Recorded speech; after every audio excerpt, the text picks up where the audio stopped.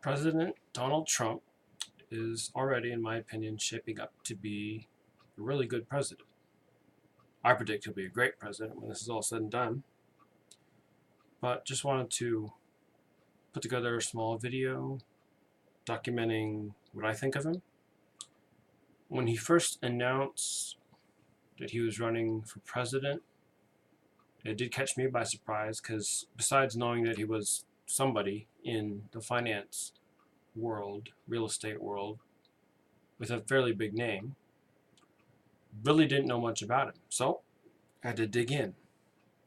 That was back in, 2015. And I found it very interesting getting to learn more about this guy. And of course, as I got closer to election day, from what I saw, and I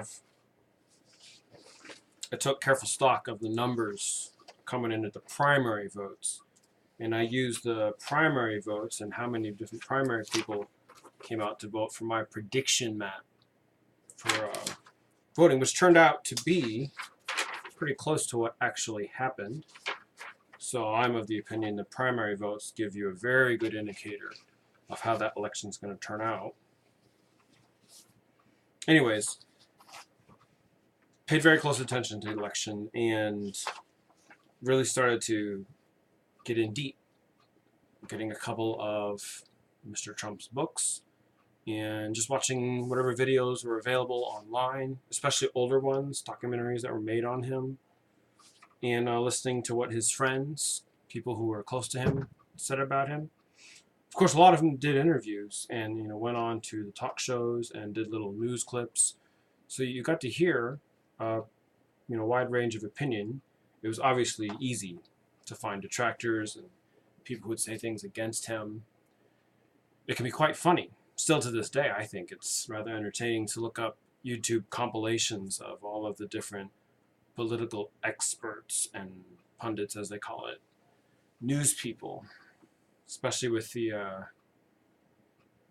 pretty much all the networks had all kinds of journalists, but especially liberal ones, stating emphatically that Trump would not be president. And the analysts are surprising because there's supposed to be science behind political polls and all that kind of thing. And I've been paying attention to politics closely since 2004. So I remember the whole Bush-Gore situation. There was controversy in Florida, and Bush's second term running against Kerry. And then, of course, when Obama came on the scene with McCain and Sarah Palin and all that. And the polls weren't too far off, usually. But this election, the polls were really far off. Really, really far off. I mean, the pollsters were on all the news channels. I'm talking dozens of different pollsters from many different institutions. They're all saying the same thing. Hillary Clinton had a 90, 92, 98% chance. They were almost always in the 90s. There were very few who now stand out as some pretty smart people. Very few who were saying, oh, no, Trump's got this. He's going to win. The polls are lying. They were lying. After this election, I don't care what polls say. In the future, they're useless unless it can be shown and documented that that poll is, actually 100% of the city, whatnot. It's just, it's ridiculous. You're supposed to be able to trust the news, supposed to be able to trust these people, but they've proven again and again that they are untrustworthy. So, anyways, my studies of Trump proved to myself that he was a pretty decent guy. He definitely liked America. Yeah, he's got his baggage. What a lot of people don't realize is that although he grew up in a Christian home and he's familiar with the conservative point of view, he didn't actually become a born-again believer till 2015, the summer 2015. Paula White is the one who led him to the Lord. And so spirituality has become a more serious thing. And those who are paying attention to, I think I'm saying that right. Say no, maybe it's 2016, summer 2016. That's when he got saved. 2015 is when he announced. 2016 is when he got saved. Anyways, those who were paying close attention, like I was, watching like every speech, every rally, there was a definite change. I believe it was the end of June, where he definitely toned back the rhetoric. He was just a bit more soft-spoken, a bit more careful with his words, and he's kind of been the same way ever since. Some people noticed it, especially the super Trump fans who are like, man, I wish he'd be a bit more brash and rough, whatever. And he still is. He's still himself, but he's just. I think we saw, in small ways, evidence of his salvation. But that's my opinion. That's besides the point. You have to research that for yourself. Again, Paula White would be the one who led him to the Lord. Dr. Ben Carson was confirmed. He's talked with him one-on-one. It was just prior to Paula White's conversation, like literally weeks, that Phil Robertson of Duck Dynasty talked to Trump about salvation and went over it with him. So, and he might have, at that time, he didn't. Robertson did not think Trump fully grasped, salvation and being born again, what that meant. But I think he was a big primer. He helped open Trump's heart to those details. So when Paula White came to talk with him a couple weeks later, he was ready. His heart was tender. But anyways, Dr. Dobson made a few comments that with the brief conversation he had with Trump, he thought he was saved, though he tried to backtrack later for some reason. But there's a couple others. The Christians on Trump's team. See, right now, if you're paying close attention and reading, you can watch the tweets that come out of the White House officials. Obviously his tweets. You can watch the different staff members. There's YouTube accounts. President Trump's daughter-in-law has Trump Nation YouTube channel, and then there's many, many, many independent news sources. It's secondhand information, but you can corroborate. If you can go across the spectrum and look at all of them, you can get a consensus of what's coming out of the real news coming out of the White House, having nothing to do with the mainstream, not even Fox, because they're doing their thing. Especially the liberal networks, they have an agenda against Trump, and that's where all the fake news is going to come from. But at any rate, there's literally a spiritual team. Trump has a spiritual team in the White House. They have Bible studies almost every morning. They do prayer sessions all the time. But there's also, more importantly, there's a, how do we put this? It's the real power behind Trump. It's a military intelligence team. They're the ones that, I'll just keep it simple. You can do your research online. There's a very specific source that can be verified from many different angles that you can get and understand what this, what do we call it? White Alliance is, the power behind Trump. But they're doing good things. They're helping guide Trump, and he's right there with them because he wants to. He really does want to do what's best for America. He wants to bring justice to the courts and to the system.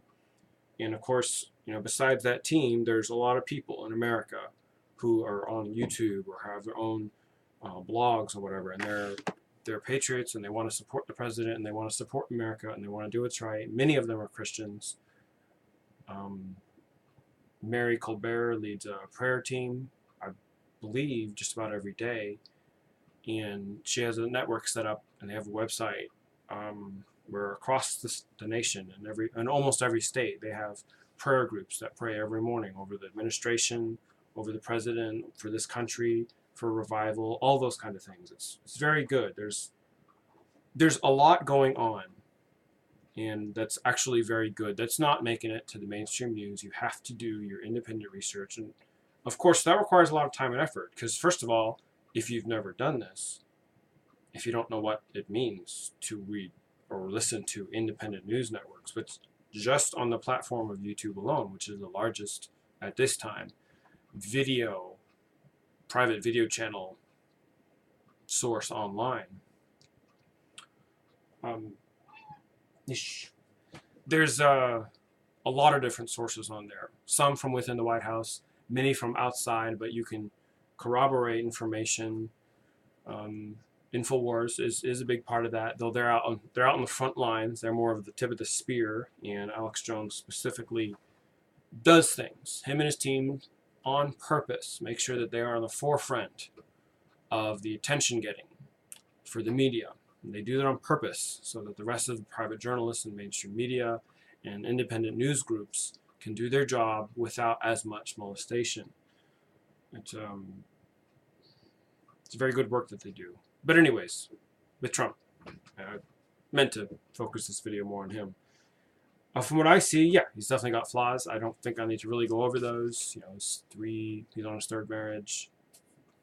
Tried to run some casinos. Interesting that those didn't work out for him. He had to do the Chapter 11 bankruptcy there in Atlantic City, which at the time, and you can go back and look at the original Forbes reports, the lawyers and business professionals who were looking at the situation agreed that that was the best thing for him to do, and it's a good thing. Chapter 11 bankruptcy is specifically for business tactical reorganization. It does not actually show badly on the management of the company. It's just simply Chapter 11 bankruptcy is there to help fix a bad situation where a company is losing money.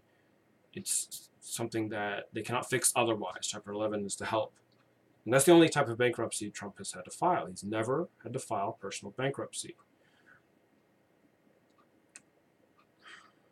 And if I understand what I read correctly, they usually condense it into 4 bankruptcies, but it can be, I think a couple of those are bankruptcies that are put together, so it winds up being like 6. But anyways, I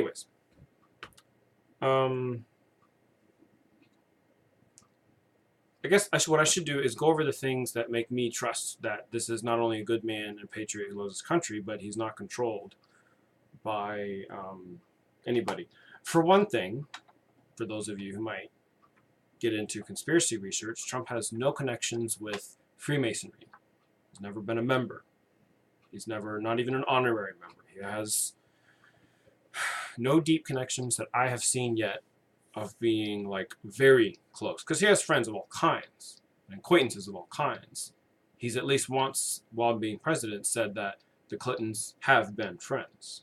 I don't know if they still are now, but so he's got all kinds of acquaintances and business friends.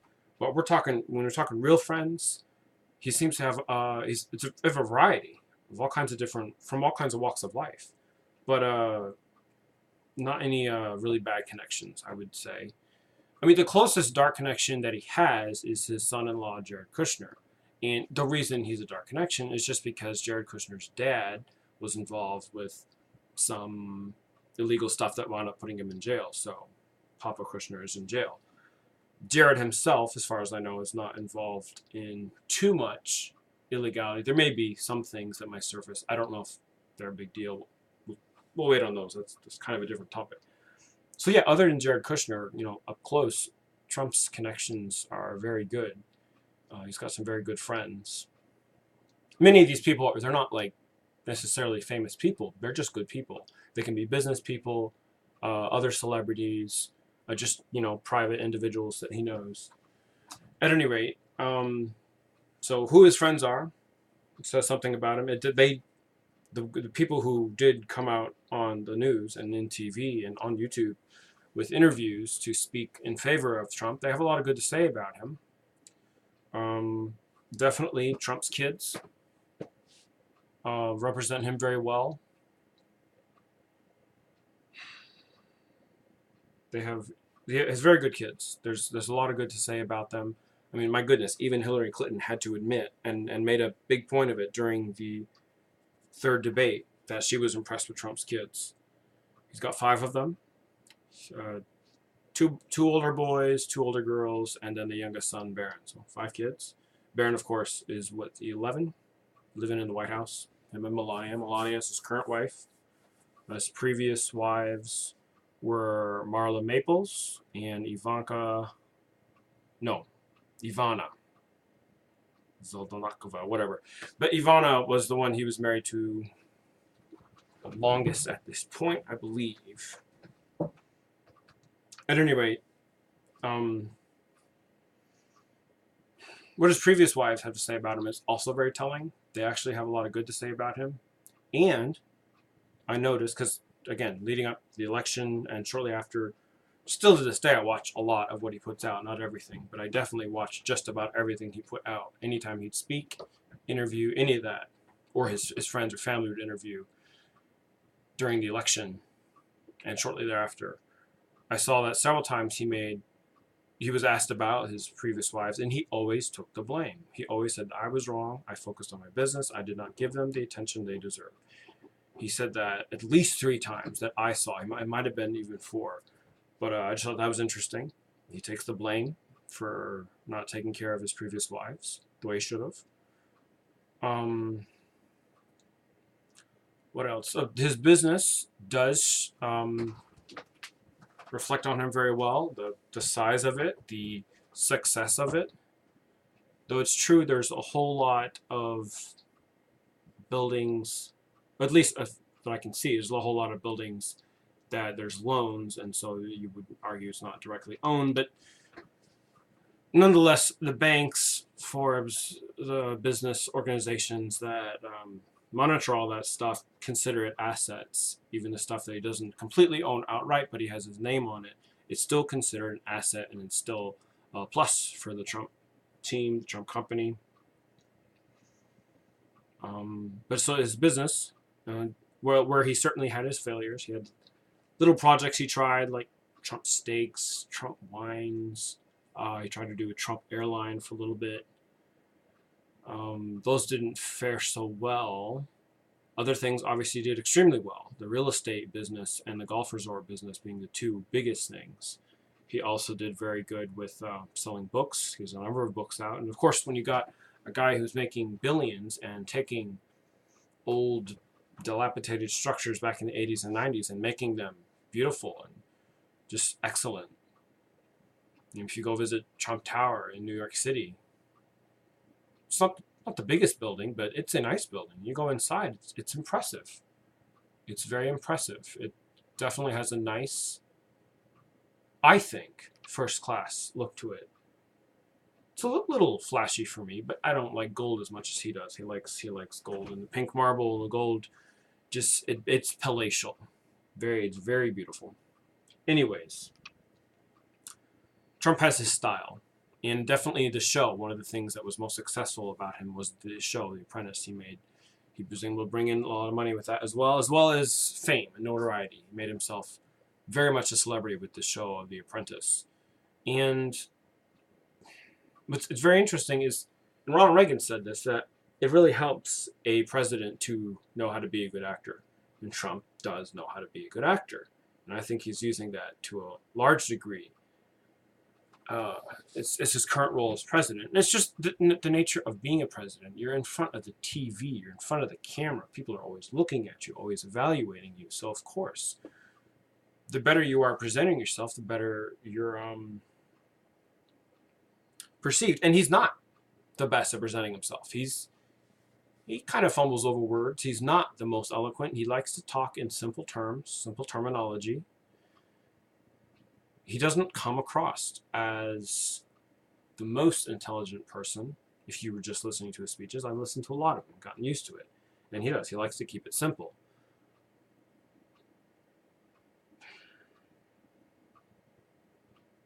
I don't like to say Obama was better in speaking, but he was, I guess, a bit more eloquent. But to me, it was so stilted and fake, I couldn't stand it.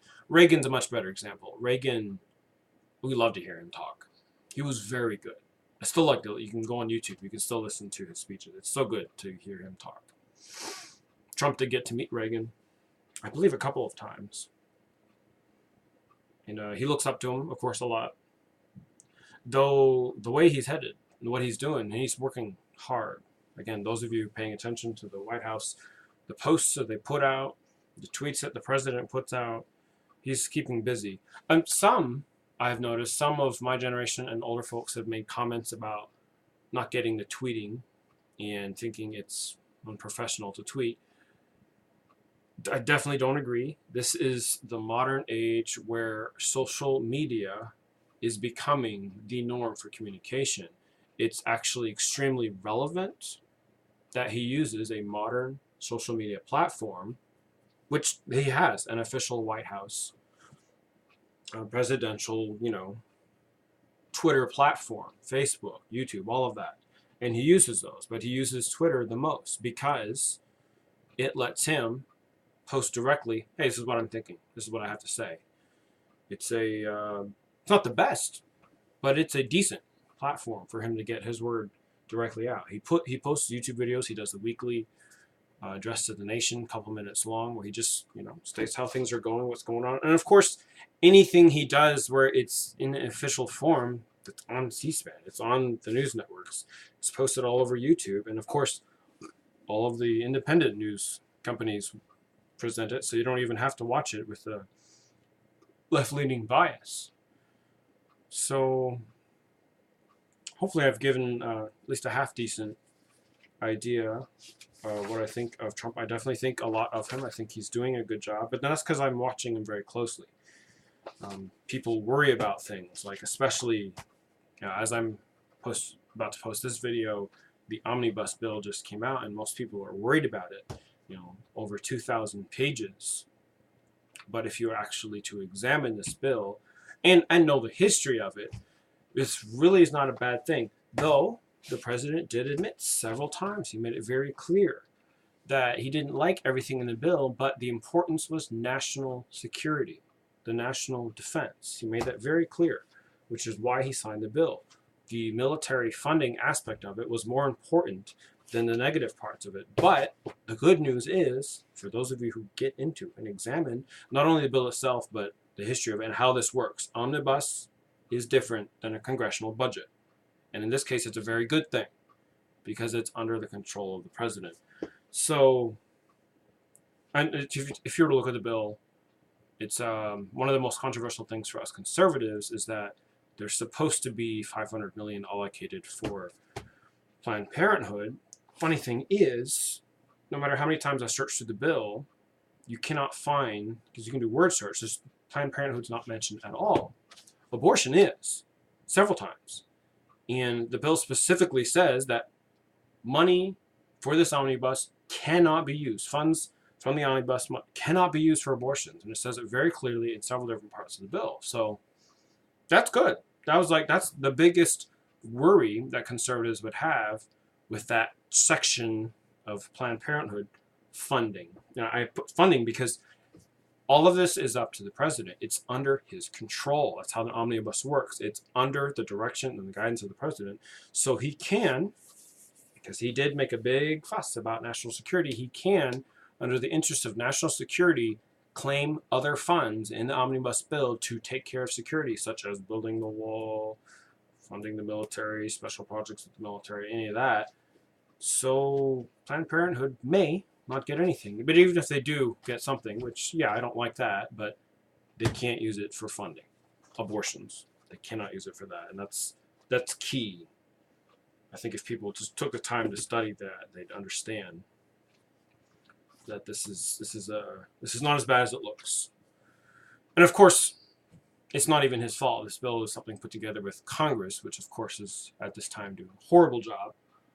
Lord willing, in the future, we'll have a all new Congress. The bad ones will be locked up where they belong.